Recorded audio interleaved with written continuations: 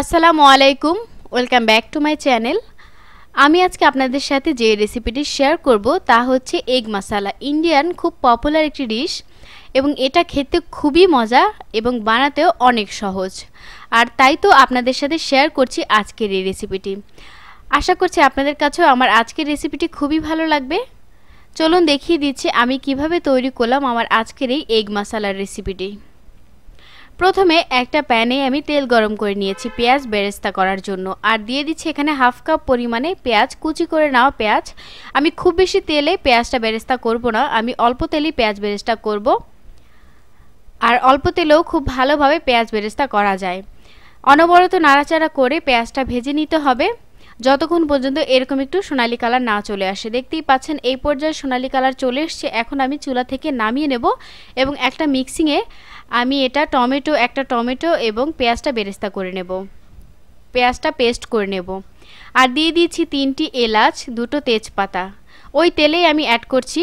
দিয়ে দিচ্ছি 2টো দারুচিনি, আমি এক্সট্রা কোনো তেল ব্যবহার করছি না।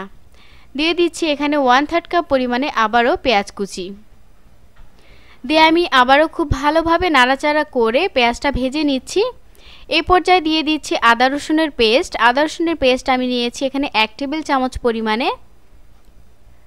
আদা রসুনের পেস্ট সহ হালকা একটু ভেজে নেব। হালকা ভেজে নেওয়ার পরে এতে আমি দিয়ে দিচ্ছি আমি যেই পেঁয়াজটা বেরেস্তা করে রেখেছিলাম তার সাথে একটা টমেটো পেস্ট করে নিয়েছি, সেটাই আমি এর মধ্যে দিয়ে দিলাম। আমি সবটুকু দিয়েছি, দিয়ে আমি আবারও খুব ভালোভাবে পেঁয়াজের সাথে এবং সবগুলো পেস্ট করা মশলা মিশিয়ে দিচ্ছি। খুব ভালোভাবে মিশিয়ে নিতে হবে। এখন দিয়ে দিচ্ছি স্বাদমতো লবণ, হাফ চামচ পরিমাণে হলুদের গুঁড়া, 1 চামচ পরিমাণে লাল মরিচের গুঁড়া, হাফ চামচ পরিমাণে জিরার গুঁড়া এবং 1 চামচ পরিমাণে ধনিয়ার গুঁড়া। ধনিয়ার গুঁড়ার পরিমাণটা একটু বাড়িয়েও দিলে কোনো প্রবলেম নেই, খেতে ভালোই লাগবে। আমি আবারও খুব ভালোভাবে সবগুলো মশলা একসাথে কষিয়ে নিচ্ছি।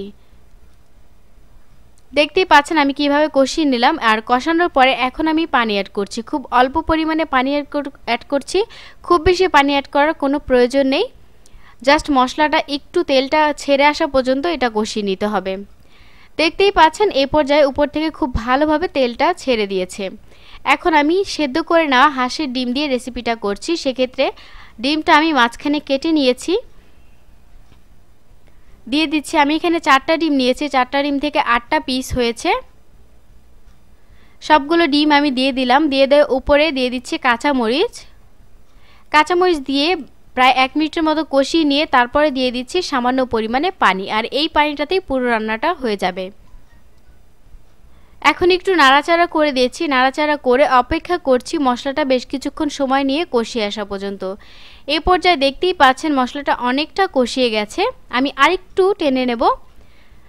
এখন মাখা মাখা হয়ে গেছে, এখন একটু নাড়াচাড়া করে চুলা থেকে নামিয়ে নেব। আর অবশ্যই একটু পরপর নাড়াচাড়া করে দেবেন, তা না হলে মশলাটা পুড়ে যেতে পারে। তো ভিউয়ার্স, আমি সার্ভিং ডিশে সার্ভ করে নিয়েছি।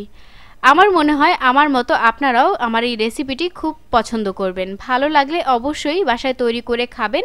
খেয়ে আমাকে কমেন্ট বক্সে কমেন্ট করতে ভুলবেন না। যারা এখনও আমার চ্যানেলটি সাবস্ক্রাইব করেননি তারা অবশ্যই সাবস্ক্রাইব করে ফেলুন এবং পাশে থাকা বেল বাটনটি ক্লিক করে দিন। এতে করে আমি যখন ভিডিও আপলোড করব সবার আগে আপনার কাছে পৌঁছে যাবে। আর সকলেই ততক্ষণ পর্যন্ত ভালো থাকুন এবং সকলকে ভালো রাখার জন্য চেষ্টা করুন। আল্লাহ হাফেজ।